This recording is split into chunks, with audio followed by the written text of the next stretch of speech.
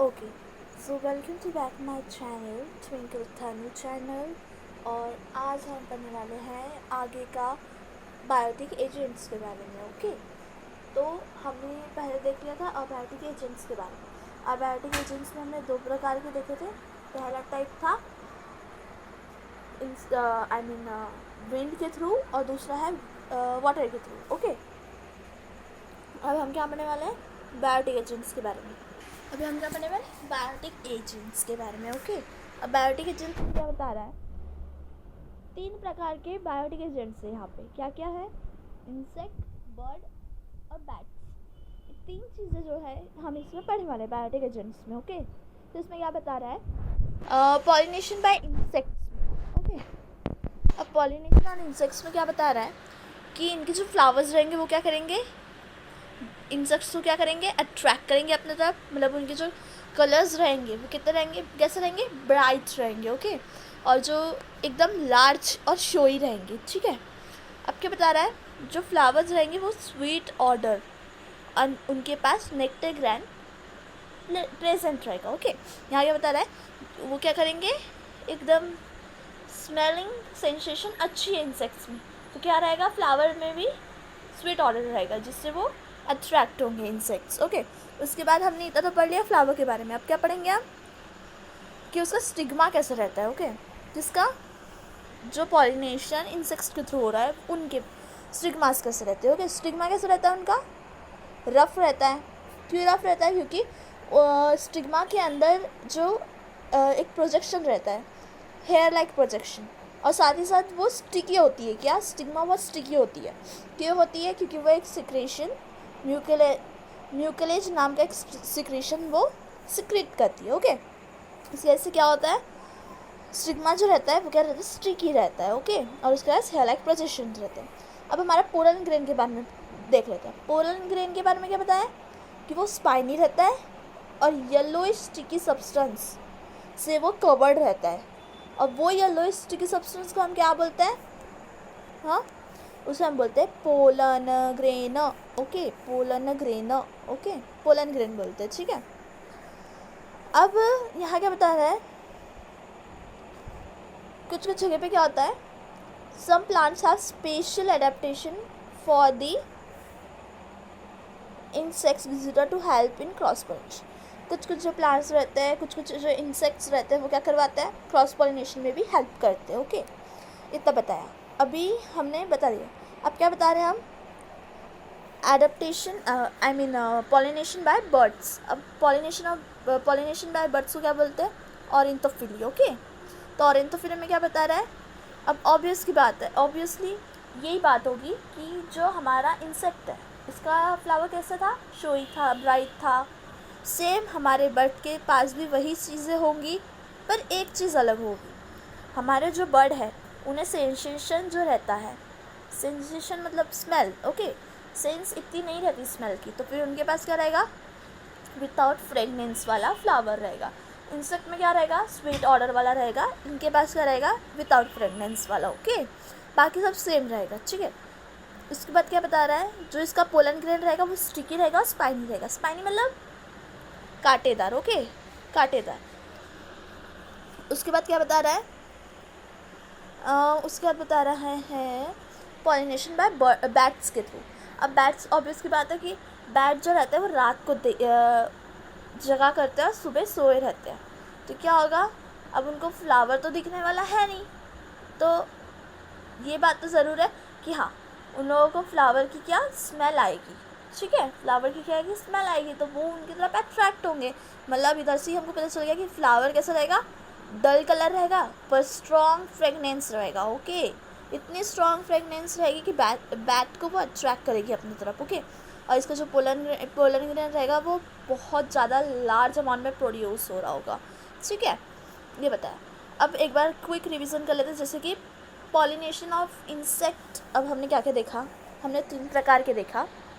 तीनों प्रकार में क्या क्या देखा, पहला देखा इंसेक्ट के बारे में, दूसरा देखा बर्ड्स के बारे में, तीसरा देखा बैट्स के बारे में। तो इंसेक्ट में क्या बताया कि उनका जो फ्लावर है वो शोई रहेगा। ठीक है, उनका जो स्टिग्मा रहेगा वो रफ रहेगा, उनके जो पोलन ग्रेन्स रहेंगे वो स्पाइनी रहेंगे, ठीक है। बड्स में क्या बताया, जो फ्लावर रहेगा वो वो ब्राइट कलर में रहेगा, पर फ्रेगनेंस कैसी रहेगी, बिल्कुल भी नहीं रहेगी, ठीक है, विदाउट फ्रेगनेंस वाला रहेगा। और बैट्स में क्या बता रहा है कि फ्रेगनेंस भर भर के रहेगी, पर फ्लावर डल शेप में रहेगा, ओके। ये इन तीनों में बताया। अब आगे क्या बता रहा है, कुछ आउटब्रीडिंग डिवाइसेस के बारे में बता रहा है। क्या बता रहा है, many plants have mechanism that discourage और प्रिवेंट सेल्फ पॉलिनेशन। कुछ मैकेनिज्म्स और कुछ प्लांट्स में क्या मैकेनिज्म होता है कि वो प्रिवेंट करते हैं सेल्फ पॉलिनेशन करने से, ओके। तो इसको हमको क्या करना पड़ता है, क्रॉस पॉलिनेशन करना पड़ता है, ओके। क्रॉस पॉलिनेशन के लिए कुछ प्रोसेसेस डिवाइसेस बताए गए हैं। पहला क्या बताया, यूनिसेक्सुअलिटी, ओके। यूनिसेक्सुअलिटी में क्या बता रहा है, in this case the plants bears either male or female flower, okay. अब तो भैया प्लांट मेल भी हो सकता है या फीमेल भी हो सकता है, ओके ओके। तो इसमें क्या बता रहा है, फ्लावर जो रहेगा वो यूनिसेक्सुअल रहेगा, ठीक है। उसके बाद क्या बता रहा है, self pollination is not possible, ठीक है। भैया एक ही उसमें एक तो फीमेल होगा एक तो मेल होगा, सेल्फ पॉलिनेशन होने के चांसेस नहीं है। तो क्या हुआ, यूनिसेक्सुअलिटी की डिवाइस बता रहे हैं वो लोग, है ना। दूसरा क्या बता रहा है, डायचोगैमी, ओके। उसमें क्या बता रहा है, जो डिवाइस रहते हैं, ये डिवाइस क्या करता है, एंथर और stigma mature at different times in bisexual flower so has to prevent self pollination, okay. इसमें क्या बता रहा है कि जो एंथर और स्टिग्मा है वो अलग अलग टाइम में मैच्योर होंगे, इससे क्या होगा, सेल्फ पॉलिनेशन का बात ही नहीं आएगा, ठीक है। अब जो हमारा डिचोगैमी है वो दो टाइप्स में डिवाइड है, प्रोटैंडरी और प्रोटोगैनी। प्रोटैंडरी और प्रोटोगैनी, उसमें क्या बता रहा है, जो हमारा प्रोटैंडरी है, ठीक है। प्रोटैंडरी में क्या बता रहा है, रुको एक सेकेंड। प्रोटैंडरी में क्या बता रहा है कि androecium matures earlier than gynoecium. जो हमारा एंड्रोशियम है, मेल पार्ट है, वो पहले मैच्योर हो जाएगा गाइनोशियम से पहले, ओके, ठीक है। उसको क्या बोलेंगे हम, प्रोटैंडरी। वो प्रोसेस को क्या बोलेंगे, प्रोटैंडरी। अब प्रोटोगैनी में क्या बताएंगे कि जो हमारा गाइनोशियम है वो पहले मैच्योर होगा एंड्रोशियम से, ओके। दोनों का मतलब समझ गया, प्रोटैंडरी मतलब पहले मेल पार्ट मैच्योर होगा और प्रोटोगैनी मतलब गाइनोशियम पार्ट पहले मैच्योर होगा, ओके। उसके बाद क्या बता रहा है,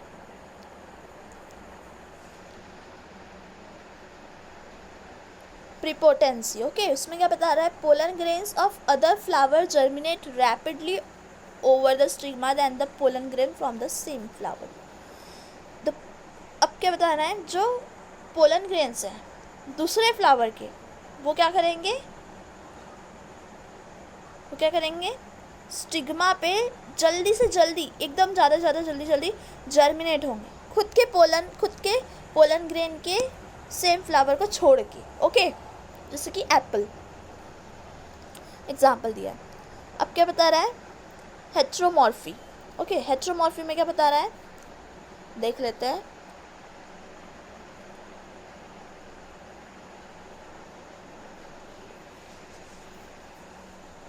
ओके, यहाँ हेट्रोमॉर्फी में क्या किया जाता है, जो स्टिग्मा है और जो एंथर है उन्हें डिफरेंट लेवल पे प्लेस किया जाता है कि भैया पॉलिनेशन ना हो इन लोगों का, इसलिए, okay.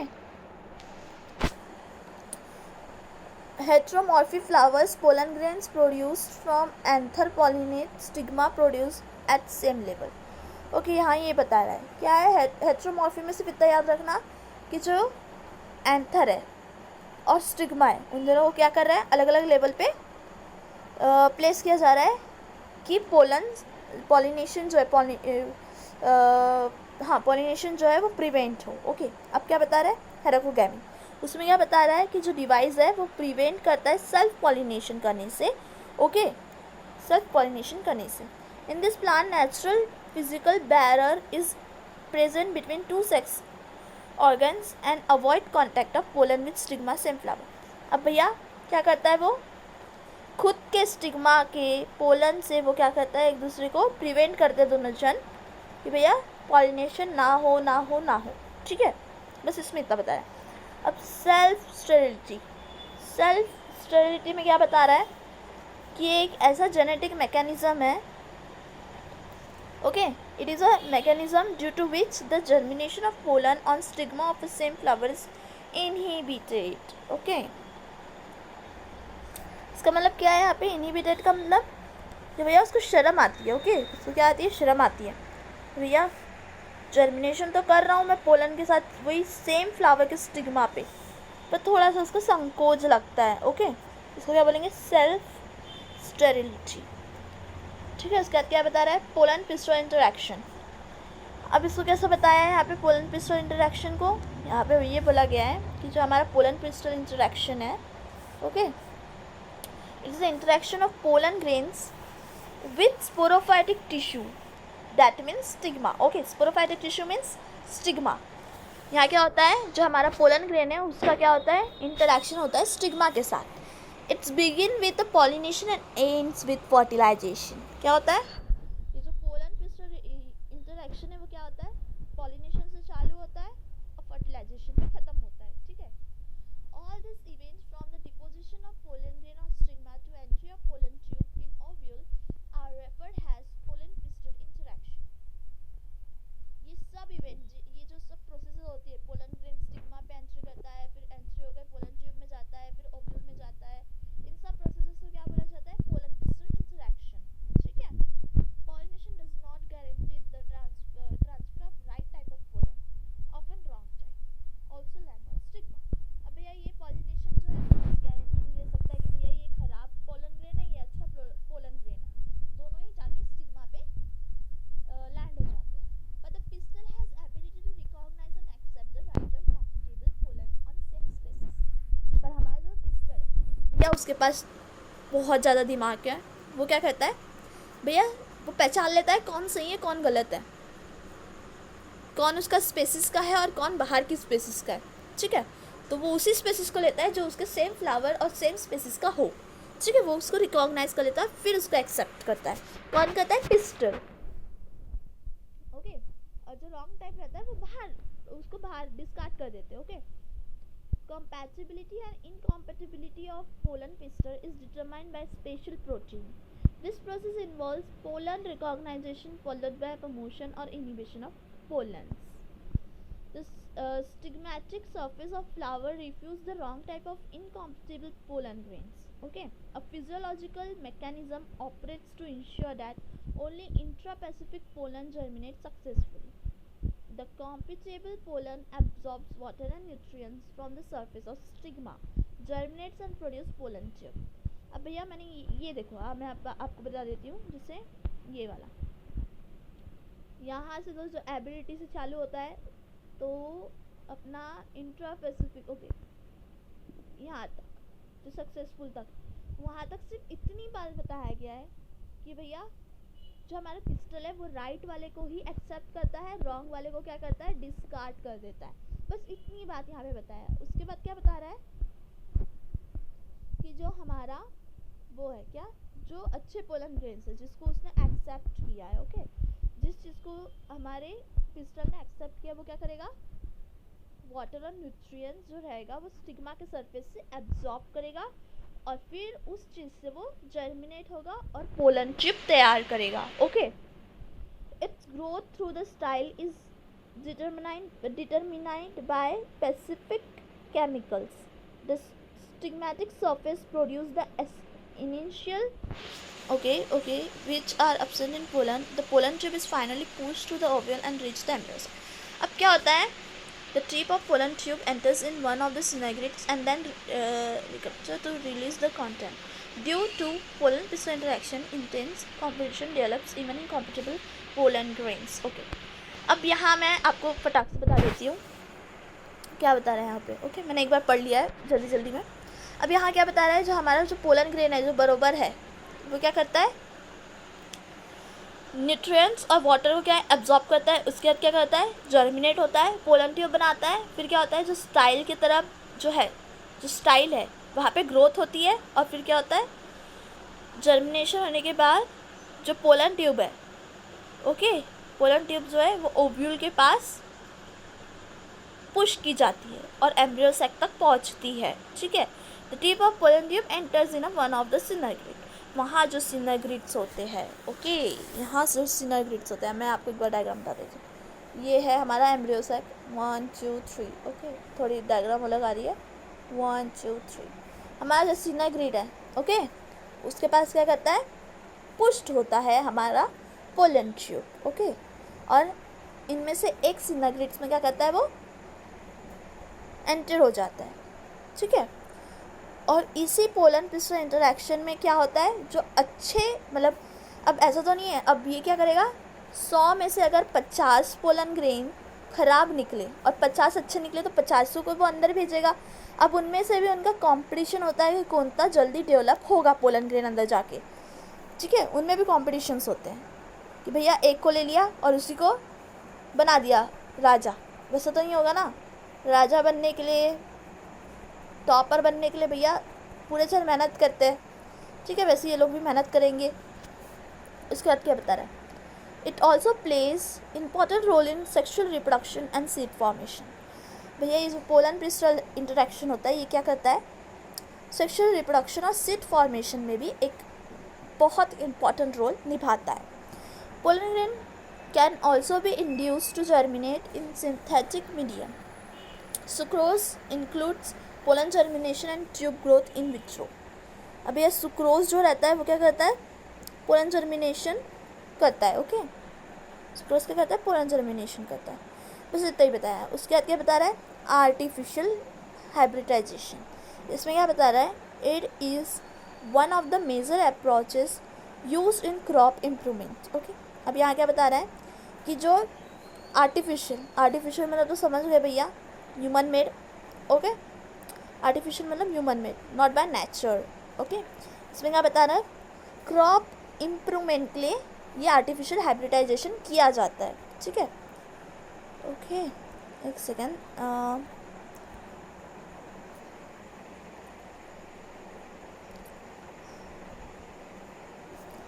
Okay, only the desired pollen grains are hand pollinated and used for fertilisation. क्या किया जाता है, जो हैंडमेड पोलन ग्रेन्स रहते हैं उन्हीं को पॉलिनेट किया जाता है हैंड के थ्रू, और फिर उनको फर्टिलाइजेशन किया जाता है। इसे क्या बोला जाता है, इमैक्युलेशन एंड बैगिंग प्रोसीजर, ओके। इसे क्या बोलेंगे, इमैक्युलेशन एंड बैगिंग प्रोसीजर, ठीक है। आर्टिफिशियल हाइब्रिडाइजेशन को क्या बोलेंगे, इमैक्युलेशन एंड बैगिंग प्रोसीजर, ठीक है। अब क्या बता रहा है, अब आ गए हम डबल फर्टिलाइजेशन के पास। अब डबल फर्टिलाइजेशन, ठीक है, अब इसके बारे में ना जो वीडियो है, ये अगली वीडियो में आपको डबल फर्टिलाइजेशन के बारे में पूरा डिटेल में बताएंगे। और जो अभी हमने पढ़ा है, हमने क्या पढ़ा, बायोटिक एजेंट्स के बारे में पढ़ा, 3 प्रकार के इंसेक्ट, बर्ड्स और बैट्स, इन तीनों के बारे में। और क्या पढ़ा, कुछ आउटब्रीडिंग डिवाइसेस पढ़े, ठीक है, प्रोटैंडरी का मतलब पढ़ा, प्रोटोगैनी का मतलब पढ़ा, और साथ ही साथ पोलन पिस्टल इंटरेक्शन भी देखा, ठीक है। इतनी चीज़ें हमने देखा। अब नेक्स्ट वीडियो में क्या होगा, हम पढ़ेंगे डबल फर्टिलाइजेशन के बारे में, ठीक है। अब ये डबल फर्टिलाइजेशन जो है ना, बहुत सारे क्वेश्चंस पूछे जाते हैं नीट में, सीटी में, बोर्ड्स में, रिलेट्स टू डबल फर्टिलाइजेशन। तो क्या करना है हमें, इसके से मैं एक अलग सी वीडियो बनाने वाली हूँ डबल फर्टिलाइजेशन के ऊपर से, ओके। तो इस वीडियो को प्लीज़ आप लोग लाइक कर देना, ओके, सब्सक्राइब भी करना चैनल को। और अगर आप लोग ऐसे ही साथ देंगे तो शायद और अच्छे से मैं अलग अलग इम्प्रूवमेंट कर सकूं आपकी स्टडी मटेरियल्स के लिए। तो please guys like and subscribe to channel, okay. So अगली वीडियो आप ज़रूर देखना, वो है डबल फर्टिलाइजेशन के ऊपर, बहुत मेन है, सो प्लीज़, ठीक है।